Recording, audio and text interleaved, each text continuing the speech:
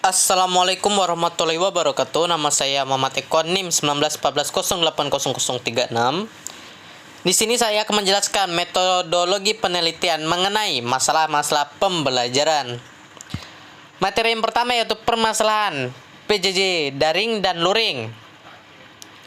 Penyebab masalahnya yang pertama, tidak semua siswa memiliki ponsel yang bisa mendukung kegiatan pembelajaran. Yang kedua, kesulitan dalam biaya membeli paket data internet. Ketiga, kesulitan dalam jaringan itu sendiri. Keempat, kurangnya motivasi dan minat belajar siswa. Implikasi dalam masalah ini yaitu misi dan visi tujuan pembelajaran tidak akan tercapai. Akan banyak memilih putus sekolah karena merasa jenuh dan tidak motivasi belajar. Untuk tindakan dalam masalah ini, yang pertama melakukan shift genap ganjil untuk mengadakan tatap muka. Kedua, pihak sekolah membantu dan dalam penyediaan paket internet. Ketiga, pendidikan memberikan materi dan motivasi melalui media kreatif. Yang keempat, membantu siswa yang kurang mampu dalam kelayakan ponsel. Lalu penyebab masalah dalam luring. Yang pertama, kurangnya siswa mengembangkan kemampuan teknologi. Kedua, penyediaan jumlah murid dalam satu kelas overload. Yang ketiga yaitu siswa dan guru terkadang tidak siap jika ada perubahan kurikulum. Implikasi dari masalah ini, yang pertama, siswa tidak sanggup memenuhi kemampuan era digital. Kedua, pemahaman akan berkurang jika jumlah isi kelas overload. Ketiga, kemunduran pengetahuan akan terjadi jika tidak siap dengan kurikulum baru. Memiliki manfaat yang pertama menggunakan. Lalu tindakan untuk permasalahan ini, yang pertama menggunakan metode pembelajaran yang melibatkan digital seperti blended learning. Kedua, memberikan saran dan prasarana sesuai pelatihan guru untuk kurikulum baru. Materi kedua yaitu permasalahan keterampilan abad 21. Penyebab masalahnya yaitu susah merumuskan suatu konteks masalah. Kedua, menggunakan konsep atau prosedur yang tidak sesuai untuk menemukan solusi dikarenakan kurangnya pemahaman awal. Ketiga, kesulitan menafsirkan hasil yang diperoleh kembali ke dalam konteks masalah yang diberikan.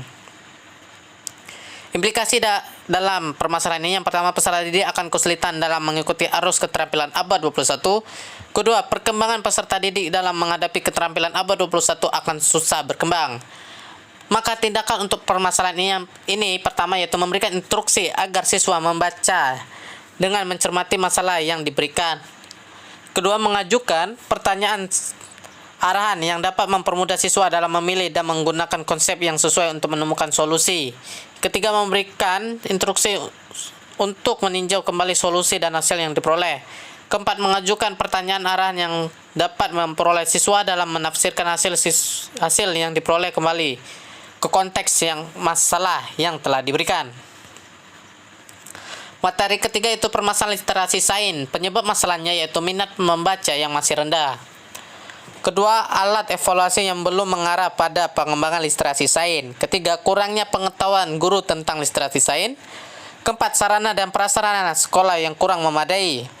Implikasi dalam permasalahan ini, yang pertama, kemampuan literasi sains tidak akan berkembang.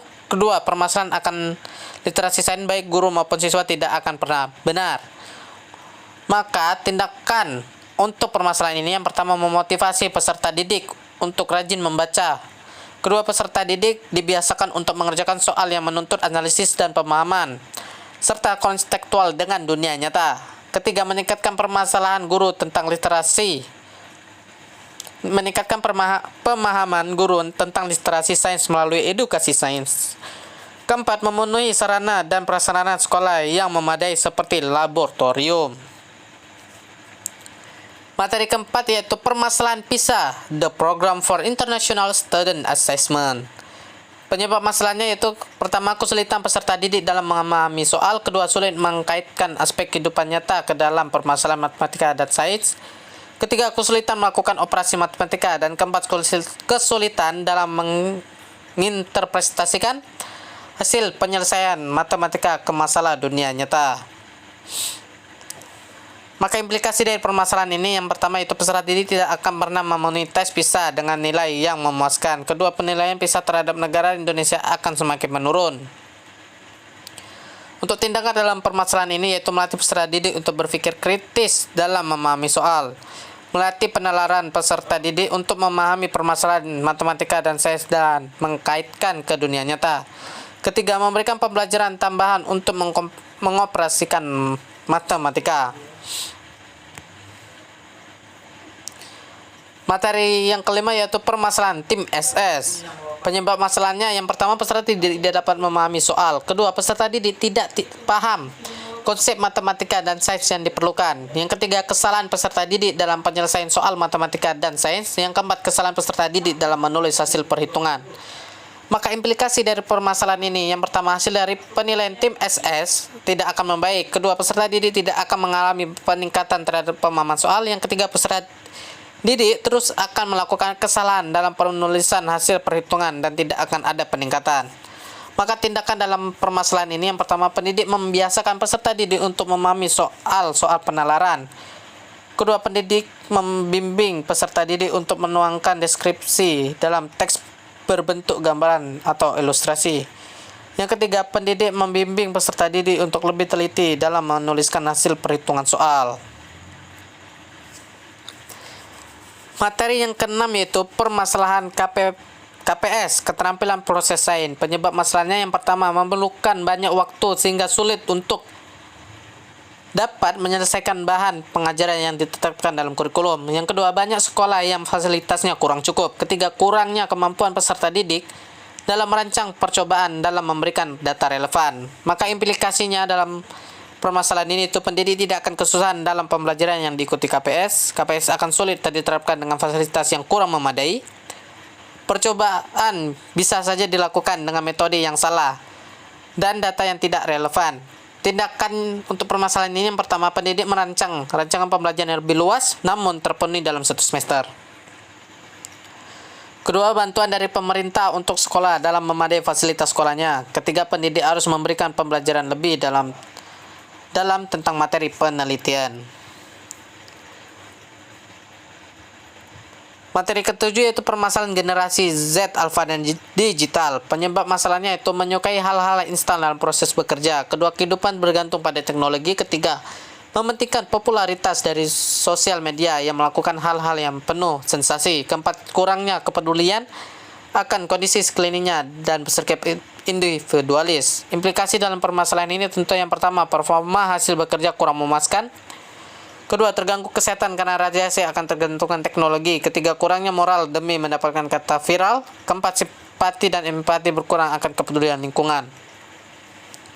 Maka tindakan untuk permasalahan ini, yang pertama, membiasakan diri untuk selalu memproses dalam bekerja. Kedua, memanfaatkan teknologi dalam kehidupan. Ketiga, memanfaatkan sosial media untuk bekerja dan menjadikannya sebagai sumber keuangan. Keempat, meningkatkan rasa solidaritas dalam diri sendiri. Materi terakhir yaitu permasalahan hakikat IPA. Penyebab masalahnya yaitu rendahnya kemampuan peserta didik dalam penguasaan konsep hakikat IPA. Kedua, peserta didik belum memahami hakikat IPA seutuhnya. Ketiga, pengetahuan guru terhadap hakikat IPA masih rendah. Implikasi dalam permasalahan ini, yang pertama, terjadi penyimpangan akan makna hakikat IPA sebenarnya. Pendidik yang kurang memahami hakikat IPA yang sebenarnya tentu akan memberikan dampak negatif kepada peserta didiknya. Tindakan untuk permasalahan ini, yang pertama, menambahkan wawasan peserta didik maupun pendidik akan hakikat IPA seutuhnya. Kedua, melakukan praktikum untuk peserta didik agar lebih mendalami hakikat IPA seutuhnya. Ketiga, pelatihan terhadap pendidik untuk mempraktikkan hakikat IPA dalam proses mengajar.